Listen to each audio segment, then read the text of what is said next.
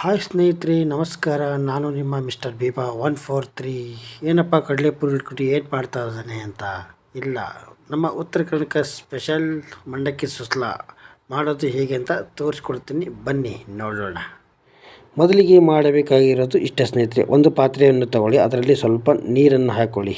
ಅರ್ಧ ಪಾತ್ರೆ, ಒಂದು ಪಾತ್ರೆಯಲ್ಲಿ ಒಂದು ಅರ್ಧ ನೀರು ಹಾಕ್ಕೊಳ್ಳಿ. ಅದ ನಂತರ ಕಡಲೆಪುರಿ ಹಾಕಿಕೊಂಡು ಚೆನ್ನಾಗಿ ಮಿಕ್ಸ್ ಮಾಡ್ಕೊಳ್ಳಿ. ಯಾಕೆಂದರೆ ಸ್ವಲ್ಪ ನೆನಿಬೇಕು. ನೆಂದ ತಕ್ಷಣ ಹಿಂಡಿ ತೆಕ್ಕೋಬೇಕು. ತೆಕ್ಕೊಂಡು ಅದಕ್ಕೆ ಬೇಕಾಗಿರುವಂಥ ಸಾಮಗ್ರಿಗಳು: ಟೊಮೊಟೊ, ಈರುಳ್ಳಿ, ಹಸಿಮೆಣಸಿನ್ಕಾಯಿ, ಕರಿಬೇವು, ಒಂದು ನಿಂಬೆಹಣ್ಣು, ಸ್ವಲ್ಪ ಕಡಲೆಬೀಜ ತೊಗೊಂಡಿದ್ದೀನಿ ನೋಡಿ. ಈಗ ಅದೇ ಪಾತ್ರೆನೇ ಮತ್ತೆ ಚೆನ್ನಾಗಿ ವಾಶ್ ಮಾಡಿಕೊಂಡು ಅದೇ ಪಾತ್ರೆ ಇಟ್ಟಿದ್ದೀನಿ ನೋಡಿ. ಸ್ವಲ್ಪ ಟೈಮ್ ಬಿಡಬೇಕು, ಒಂದು 2 ನಿಮಿಷ. 2 ನಿಮಿಷನೇ ಬೇಕಾಗಿಲ್ಲ, ಒಂದು ನಿಮಿಷ ಅಂದ್ಕೊಳ್ಳಿ. ಯಾಕೆಂದರೆ ಅದು ವಾಶ್ ಮಾಡಿದ್ದೀನಲ್ಲ, ಸ್ವಲ್ಪ ನೀರಿಗಿತ್ತು ಅಂದರೆ ಡ್ರೈ ಆಗುತ್ತೆ. ಇಲ್ಲಾಂದರೆ ನೀವು ನೀರಿತ್ತು ಅಂದರೆ ಹಾಗೆ ಆಯಿಲ್ ಹಾಕಿದ್ರಿ ಅಂದರೆ ಚಟಪಟ ಅಂತ ನಿಮಗೆ ಕಣ್ಣಿಗೆ ಸಿಡಿಯುತ್ತೆ ಅಂತಲೇ ಹೇಳಬಹುದು. ಅದಕ್ಕೆ ನಾನು ನೋಡಿ, ನೀರಿದೆ, ಅದು ನೀರೆಲ್ಲ ಕ್ಲೀನ್ ಆಗಬೇಕು ನೋಡಿ. ನೀರಿದೆಯಲ್ಲ, ಅದಕ್ಕೆ ಹೇಳೋದು. ಸ್ವಲ್ಪ ಡ್ರೈ ಆಗೋಕ್ಕೆ ಬಿಡಬೇಕು, ಸ್ವಲ್ಪ ಪಾತ್ರೆ ಕಾಯಬೇಕು ಚೆನ್ನಾಗಿ. ಈಗ ನಂತರ ಆಯಿಲ್ ಹಾಕೋಬೇಕು. ಆಯಿಲ್ ನಿಮಗೆ ಎಷ್ಟು ಬೇಕು ಅಷ್ಟೇ ಹಾಕ್ಕೊಳ್ಳಿ, ಹೆಚ್ಚಿಗೆ ಅಂತ. ಬಟ್ ಇದಕ್ಕೆ ಏನಂದರೆ ಸ್ವಲ್ಪ ಆಯಿಲ್ ಇದ್ರೆ ಚೆನ್ನಾಗಿ, ಹಾಗಾಗಿ ನಾನು ಸ್ವಲ್ಪ ಜಾಸ್ತಿನೇ ಹಾಕ್ಕೊಂಡಿದ್ದೀನಿ. ನಿಮಗೆ ಎಷ್ಟು ಬೇಕಾದ್ರೂ ನೀವು ಹಾಕೋಬೋದು ಅಂತಲೇ ಹೇಳ್ಬೋದು ನೋಡಿ. ನನಗೆ ಎಷ್ಟು ಬೇಕೋ ಅಷ್ಟು ಆಯಿಲ್ ಹಾಕ್ಕೊಂಡಿದ್ದೀನಿ ನೋಡಿ. ಸ್ವಲ್ಪ ಆಯಿಲ್ ಬಿಸಿ ಆಗಬೇಕು.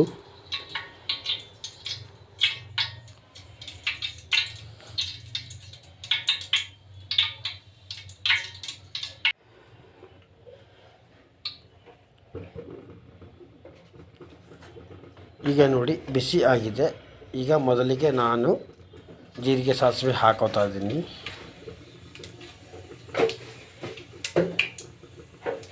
ನಂತರ ಬಡವರ ಗೋಡಂಬಿ ಅಂದರೆ ಕಡಲೆ ಬೀಜ ಹಾಕ್ಕೊಂಡಿದ್ದೀನಿ.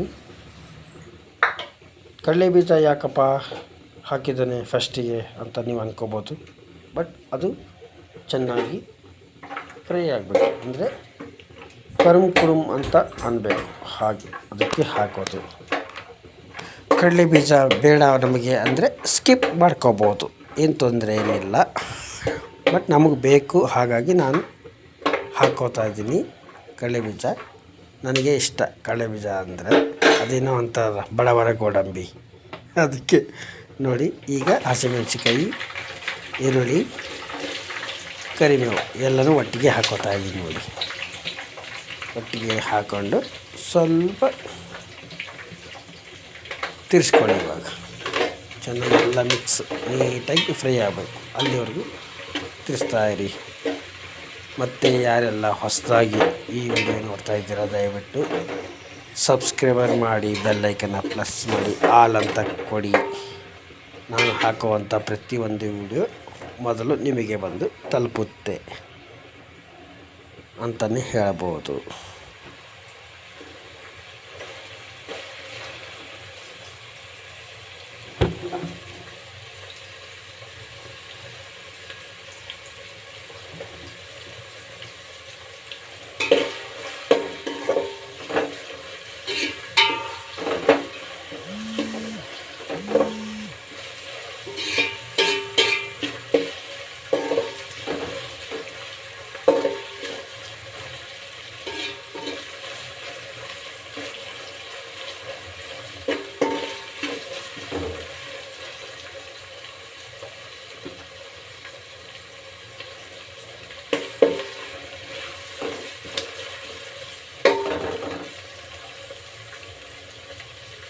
ನೋಡಿ, ಈಗ ಸ್ವಲ್ಪ ಕಂದ ಬಣ್ಣಕ್ಕೆ ಬಂದಿದೆ.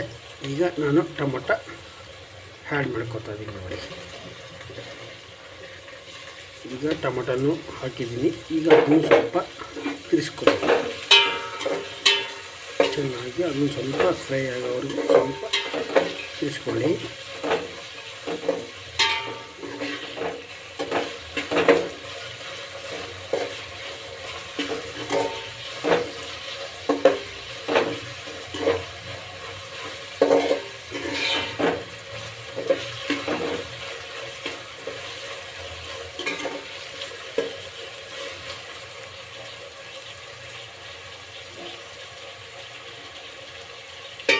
ನೋಡಿ ಈಗ ಸ್ವಲ್ಪ ಬ್ರೌನ್ ಬಂದಿದೆ. ಈಗ ನಮಗೆ ಎಷ್ಟು ರುಚಿಗೆ ತಕ್ಕಷ್ಟೇ ಉಪ್ಪನ್ನು ಹಾಕ್ಕೊಳ್ಳಿ. ಬಟ್ ಜಾಸ್ತಿ ಹಾಕಿಕೊಂಡ್ರೆ ಆಮೇಲೆ ತಿನ್ನೋಕ್ಕಾಗಲ್ಲ. ನಿಮಗೆ ಎಷ್ಟು ಬೇಕೋ ಸ್ವಲ್ಪ ಸ್ವಲ್ಪ ನೋಡಿಕೊಂಡು ಹಾಕೋಬೋದು.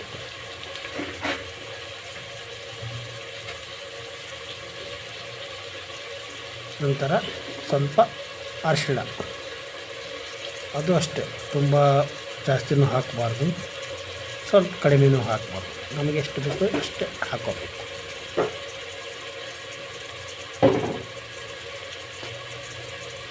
ಈಗ ಸ್ವಲ್ಪ ಎಲ್ಲನೂ ಮಿಕ್ಸ್ ಮಾಡ್ಕೊಳ್ಳೋಣ.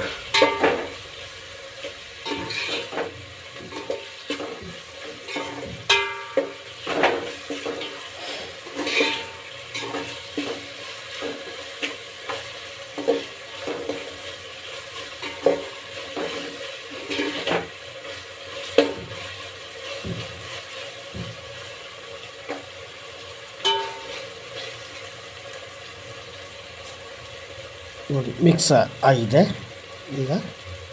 ಈಗ ನಿಂಬೆಹಣ್ಣು, ಹೋಳಿಟ್ಟಿರುವಂಥ ನಿಂಬೆಹಣ್ಣು ಆ್ಯಡ್ ಮಾಡ್ಕೊಳ್ಳೋಣ.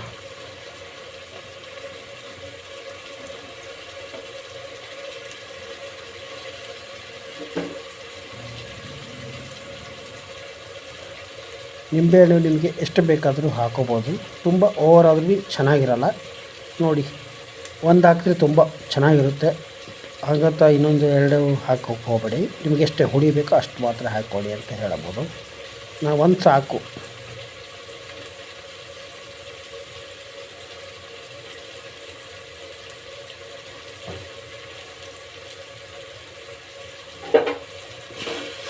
ನೋಡಿ, ಸ್ವಲ್ಪ ಜಾಸ್ತಿ ಮಾಡಿದರೆ 2 ನಿಂಬೆಹಣ್ಣು ಬೇಕು, ಸ್ವಲ್ಪ ಮಾಡಿದ್ರೆ ಒಂದೇ ಸಾಕು ನಿಂಬೆಹಣ್ಣು.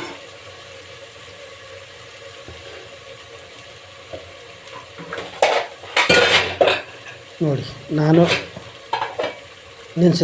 ನೆನೆಸಿ ಇಟ್ಟಿರುವಂಥ ಕಡಲೆಪುರಿ ಮಿಕ್ಸ್ ಮಾಡ್ಕೊತಾ ಇದ್ದೀನಿ.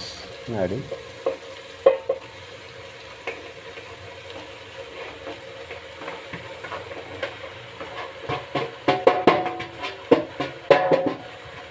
ಈಗ ಚೆನ್ನಾಗಿ ತಿರ್ಸ್ಕೋಬೇಕು.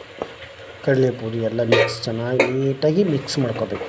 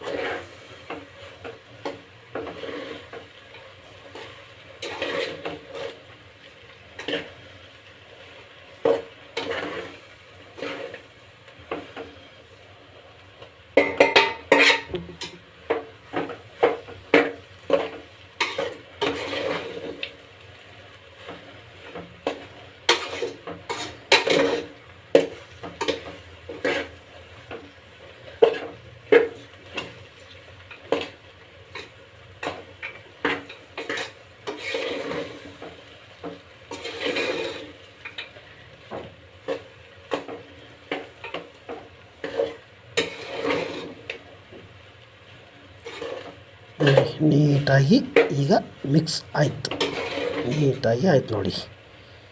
ಎಲ್ಲನೂ ಖಾರ, ಉಪ್ಪು ಪ್ರತಿಯೊಂದು ಮಿಕ್ಸ್ ಆಗಬೇಕು. ಆ ಥರ ಚೆನ್ನಾಗಿ ತಿರ್ಸ್ಕೊಳ್ಳಿ.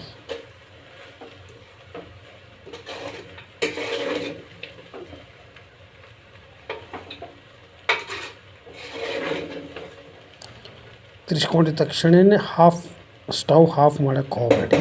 ಸ್ವಲ್ಪ ಕಡಲೆಪುರಿ ನೆನೆಸಿರ್ತೀವಲ್ಲ, ತಣ್ಣಗಿರುತ್ತೆ, ಸ್ವಲ್ಪ ಬಿಸಿ ಆಗೋವರೆಗೂ ತಿರ್ಸ್ತಾನೇ ಇರಿ.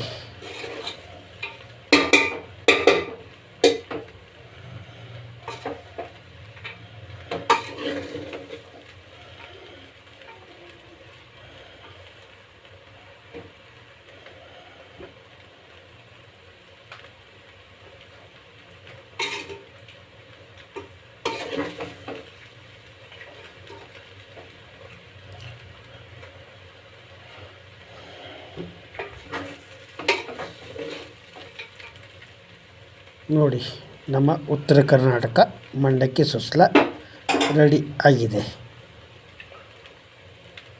ಇಷ್ಟೇ ಉತ್ತರ ಕರ್ನಾಟಕ ಸುಸ್ಲ ನೋಡಿ, ಸೂಪರ್ ಅಲ್ವಾ? ವಾ ವಾ ವಾ, ಸೂಪರ್.